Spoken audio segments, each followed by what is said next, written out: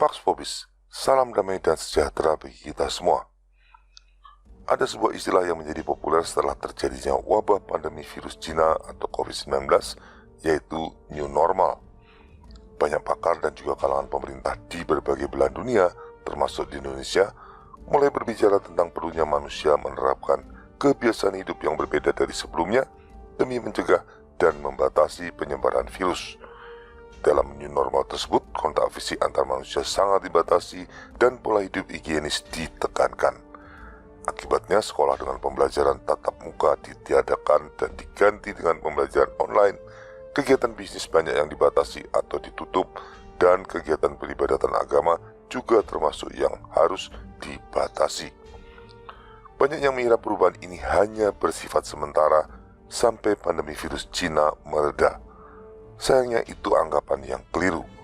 Disebut new normal karena kebiasaan hidup yang berbeda tersebut memang dirancang untuk berlangsung seterusnya. Mengapa? Karena masalah new normal ini bukan sekedar akibat dari pandemi virus Cina saja, tapi menyangkut agenda lain yang jauh lebih besar. Pandemi virus Cina yang sukses membuat kepanikan di seluruh dunia telah dilihat oleh segelintir elit dunia yang sangat berkuasa sebagai sebuah kesempatan emas untuk mengubah secara radikal peradaban dunia. Tidak hanya membangun kebiasaan baru atau new normal, tapi membangun sebuah tatanan dunia yang baru atau the new world order. Mereka melihat kesempatan langka yang muncul akibat pandemi ini harus digunakan sebaik-baiknya untuk melakukan the Great Reset, yaitu sebuah proses untuk menata kembali seluruh peradaban manusia secara radikal. Maka pandemi virus ini akan direkayasa sedemikian rupa agar berlangsung terus selama para elit globalis membutuhkannya untuk menuntaskan agenda The Great Reset. Now is the historical moment, the time, not only to fight severe virus, but to shape the system. We have a unique but rapidly shrinking window of opportunity to learn lessons and reset ourselves on a more sustainable path. It is an opportunity we have never had before and may never have again. So we must use all the levers we have at our disposal, knowing that each and every one of us has a vital role to play. The Great Reset is a welcome recognition that this human tragedy must be a wake-up call. It is imperative that we reimagine, rebuild, redesign, reinvigorate, and rebalance our world. Rebalancing investment, harnessing science and technology, and advancing the transition to net zero emissions, all elements of the Great Reset. Dalam klip video tadi tampak Profesor Klaus Schwab, yaitu pendiri dan CEO dari World Economic Forum, kemudian Pangeran Charles dan juga Sekjen PBB Antonio Guterres berbicara tentang pandemi virus sebagai kesempatan untuk melakukan The Great Reset. Klaus Schwab bahkan menerbitkan sebuah buku mengenai masalah ini dengan judul COVID-19 The Great Reset. Jadi cukup jelas bahwa pandemi virus ini sedang dimanfaatkan sebagai alat untuk menerapkan rencana kaum globalis dalam membangun tatanan dunia baru. Sebelumnya mereka sudah menggunakan isu pemanasan global. Cara ini kurang berhasil karena istilah tersebut menimbulkan kontroversi dan banyak ditentang oleh kalangan sains. Isu pemanasan global dianggap cuma hoax dan bertentangan dengan fakta sains. Lalu mereka mengganti istilah pemanasan global dengan perubahan iklim, sehingga isu ini mulai dapat diterima tanpa banyak kontroversi. Dengan kesadaran adanya perubahan iklim, orang mulai sibuk mengurangi penggunaan plastik, berupaya hemat energi, menyadari perlunya pelestarian lingkungan, dan sebagainya. Tapi ini pun masih dianggap belum sukses untuk membuat perubahan yang mendasar dan signifikan sebagaimana yang dibutuhkan untuk membangun tatanan dunia baru. Keadaan berubah drastis dengan terjadinya pandemi virus Cina. Sekarang mereka menemukan cara yang efektif untuk mengiring manusia masuk ke dalam tatanan dunia baru, yaitu dengan memanfaatkan rasa takut terhadap virus mematikan.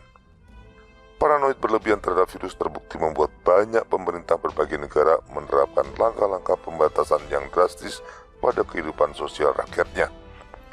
Langkah-langkah pembatasan itu kemudian diikuti penerapan new normal, yaitu kebiasaan hidup yang baru. Karena dipandang sukses menghasilkan perubahan, maka rasa takut pada pandemi virus ini selanjutnya akan digunakan secara permanen oleh para elit global untuk mewujudkan rencana mereka. Artinya, Jangan berharap isu pandemi virus ini akan segera hilang dan kita kembali menghirup kebebasan seperti dulu. Selama para elit globalis masih melangsungkan proses The Great Reset untuk membangun tatanan dunia baru, kemungkinan besar bahaya virus akan terus ada dan kita memang tidak pernah kembali pada kehidupan yang dulu. Kita bisa melihat hal itu dari apa yang sudah dan sedang terjadi. Setelah berbulan-bulan pandemi virus Cina berlangsung, sebenarnya dunia kedokteran sudah mulai bisa menangani dampak virus ini dengan baik. Presiden Amerika Serikat Donald Trump yang berusia lebih dari 70 tahun hanya membutuhkan waktu perawatan 3 hari untuk pulih kembali dari serangan virus Cina. Demikian juga dengan banyak orang lainnya. Ini jauh lebih baik dari apa yang terjadi di masa awal pandemi, di mana orang yang terkena virus Cina hampir identik dengan mendapatkan vonis hukuman mati. Selain itu, vaksin virus Cina juga sudah mulai ditemukan dan diproduksi oleh banyak perusahaan farmasi di dunia. Tapi anehnya kita tidak melihat tanda-tanda pandemi virus Cina ini akan segera berakhir. Data-data yang ada sepertinya terus dimanipulasi sedemikian rupa, sehingga ancaman pandemi virus seolah-olah terus ada dan bahkan semakin buruk. Kalaupun suatu saat pandemi virus Cina ini akhirnya berhasil diatasi, pasti akan muncul ancaman virus penyakit lainnya yang terus digunakan untuk memaksa manusia hidup dalam new normal. Itu sudah terjadi di Inggris baru-baru ini dengan munculnya varian baru virus Cina yang disebut-sebut lebih menular. Selanjutnya manusia akan terus hidup di bawah bayang-bayang ketakutan terhadap pandemi virus entah sampai kapan. Mengapa demikian? Itu semua karena kaum elit globalis yang menguasai berbagai badan dunia seperti PBB, IMF, dan lain-lain sedang berusaha menerapkan The Great Reset untuk mentransformasi peradaban manusia ke dalam tatanan dunia baru. Dan proses The Great Reset ini membutuhkan paranoid pandemi virus untuk memaksa manusia mengikuti agenda perubahan radikal yang sudah mereka rencanakan. Kita bisa membandingkan The Great Reset ini dengan berbagai revolusi di masa lalu. Misalnya dengan revolusi Perancis di mana kekacauan masyarakat sengaja dimunculkan dengan tujuan untuk menyingkirkan Raja Louis ke-16 dan menggantikan sistem monarki dengan sistem demokrasi. Atau juga dengan revolusi Bolshevik di mana kekacauan sengaja dimunculkan dengan maksud menyingkirkan Tsar Nicholas II dan menggantikan sistem monarki Rusia dengan sistem komunis. The Great Reset memiliki pola yang hampir sama dengan revolusi-revolusi tadi, tapi dalam skala global. Kekacauan yang digunakan adalah wabah pandemi virus Cina, dan tujuan yang ingin dicapai adalah menggantikan semua sistem pemerintahan di dunia dengan sebuah tatanan dunia baru yang berlaku secara global.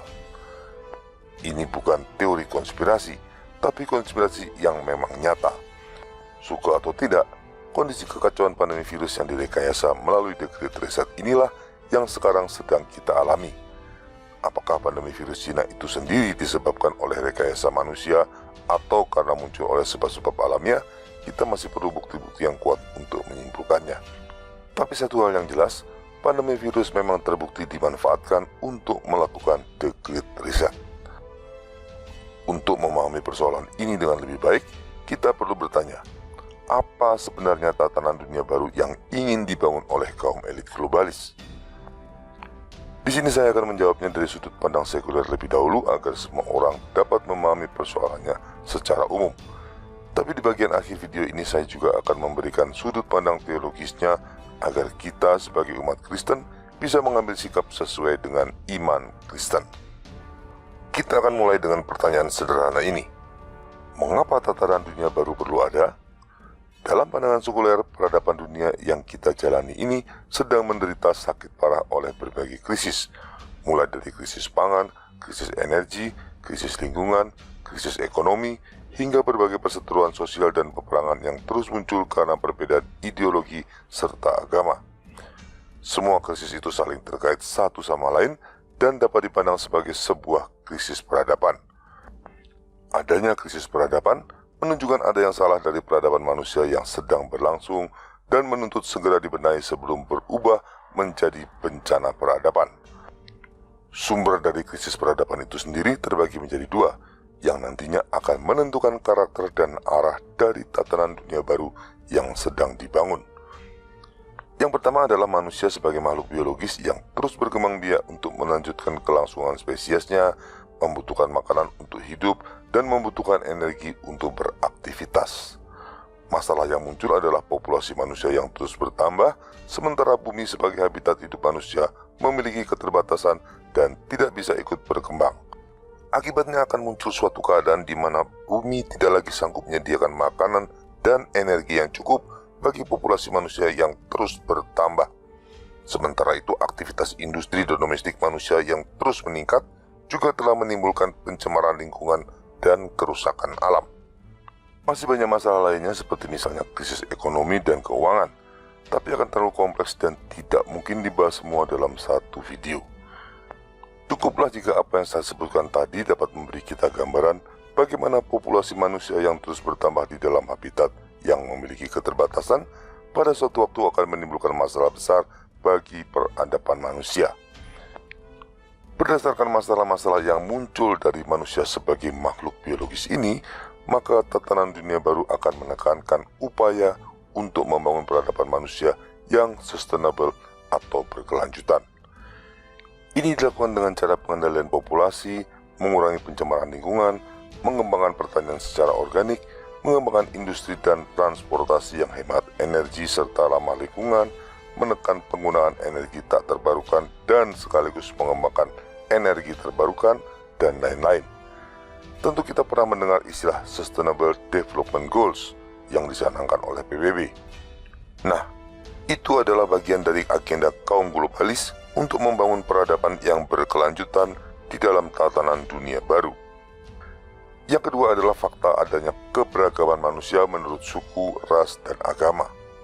Sepanjang sejarahnya, keragaman ini kerap menjadi sumber konflik yang menimbulkan korban tidak sedikit. Berdasarkan masalah ini, maka tatanan dunia baru juga dirancang untuk bersifat inklusif, mampu mempersatukan beragam kelompok manusia secara damai dalam satu masyarakat global tanpa terganggu oleh masalah perbedaan suku, ras, ataupun agama. Ini dilakukan dengan antara lain memaksa banyak negara untuk menerima kaum imigran hidup berdampingan dengan penduduk asli, meniadakan batas-batas antar negara, mengkriminalisasi setiap ucapan atau pemikiran yang menyinggung kelompok lain sebagai ujaran kebencian atau rasis, mengembangkan semangat toleransi dan pluralisme, dan juga mengembangkan semangat ekumenisme untuk mempersatukan semua agama. Singkatnya, tatanan dunia baru yang dirancang para elit globalis bertujuan untuk membangun sebuah peradaban dunia yang sustainable dan inklusif. Sekilas tatanan dunia baru ini adalah gagasan yang baik dan sangat masuk akal. Maka banyak kalangan yang mendukung gagasan ini dengan antusias, mulai dari pemerintah, organisasi-organisasi non-pemerintah, para aktivis sosial, industrialis, para pelaku ekonomi, para selebritis, bahkan kaum intelektual dan kaum religius. Sayangnya gagasan ini hanya cantik dalam teori, tapi sangat mengerikan dalam kenyataan. Kita hendaknya belajar dari sejarah bagaimana ide-ide Marxisme dan komunisme yang juga tampak bagus dalam teori, akhirnya berubah menjadi sistem totaliter yang menindas kemanusiaan. Janji-janji Marxisme dan komunisme hanya baik bagi anggota partai dan pendukungnya, tapi menjadi bencana yang menyengsarakan bagi semua orang lainnya. Itu juga yang akan terjadi dalam tatanan dunia baru. Janji-janji tatanan dunia baru hanya baik bagi kaum elit globalis dan kroni-kroni mereka, tapi tidak bagi banyak orang lainnya. Pada akhirnya, tatanan dunia baru hanya dapat diwujudkan melalui sistem totaliter yang bersifat memaksa. Sekarang kita sudah melihat tanda-tandanya. Bagaimana dengan alasan pandemi virus, kita dipaksa oleh pemerintah untuk menjalani new normal. Suatu saat bukan tidak mungkin penerapan new normal ini akan diikuti dengan sanksi hukum dan sanksi sosial yang berat. Juga di media sosial kita melihat bagaimana ujaran kebencian dijadikan alasan untuk membatasi kebebasan berpendapat.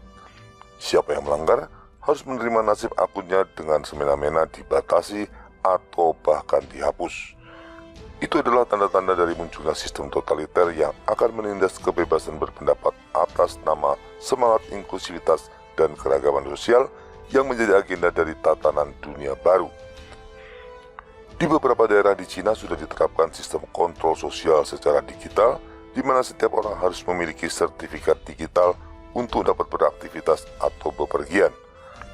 Sertifikat digital tersebut mencatat riwayat medis termasuk vaksinasi, data-data pelanggaran hukum yang di dalamnya termasuk juga apakah pernah melakukan ujaran atau tindakan yang menentang pemerintah, dan sebagainya.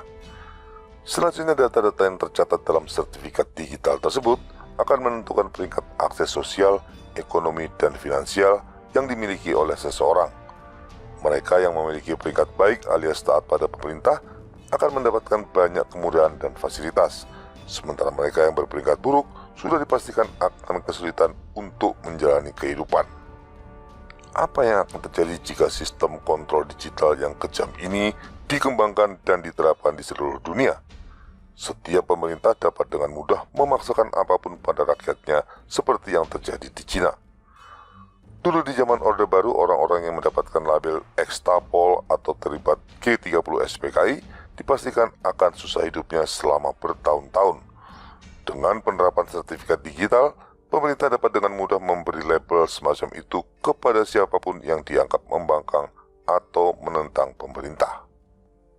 Bisa kita bayangkan seperti apa kelak kehidupan manusia di bawah rezim tatanan dunia baru yang dilengkapi teknologi informasi super canggih yang mampu mengawasi dan mengontrol perilaku setiap orang. Itu pasti bukan masa depan yang kita inginkan untuk anak cucu kita. Dengan demikian, gagasan cantik yang dicanangkan kaum elit global untuk membangun tatanan dunia baru pada akhirnya berujung pada sistem totaliter mengerikan yang menindas kebebasan dan martabat manusia. Beruntung kita sebagai orang Kristen telah diingatkan Tuhan akan bahaya ini melalui kitab suci. Dari sudut pandang iman Kristen, tatanan dunia baru yang sedang dibangun saat ini tidak lain adalah Menara Babel baru. Dalam kitab Kejadian dikisahkan tentang Menara Babel yang di masa lalu dibangun untuk mempersatukan seluruh manusia di muka bumi, seperti yang tertulis dalam kitab Kejadian bab 11. Karena dibangun semata-mata menurut kemauan manusia, maka Tuhan pun tidak berkenan dan menggagalkannya. Mengapa Tuhan menggagalkan pembangunan Menara Babel? Karena bangunan itu dibangun demi kemuliaan manusia sendiri dan tidak menurut kehendak Tuhan. Ketika manusia menyingkirkan Tuhan dari kehidupan dan pekerjaan mereka, maka iblislah yang menggantikan. Pada akhirnya iblis akan membuat kehidupan manusia dipenuhi kejahatan dan pekerjaan mereka juga akan diarahkan untuk menuruti rancangan iblis. Itulah yang tidak dikehendaki Tuhan. Demikian juga dengan tatanan dunia baru. Itu adalah Menara Babel baru yang dibuat semata-mata hanya menurut rancangan manusia dan sekaligus menyingkirkan Tuhan.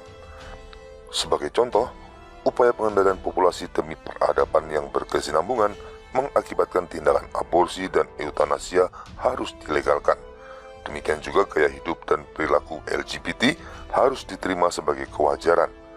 Sementara itu, ekumenisme semua agama demi peradaban inklusif jelas bertentangan dengan iman Kristen.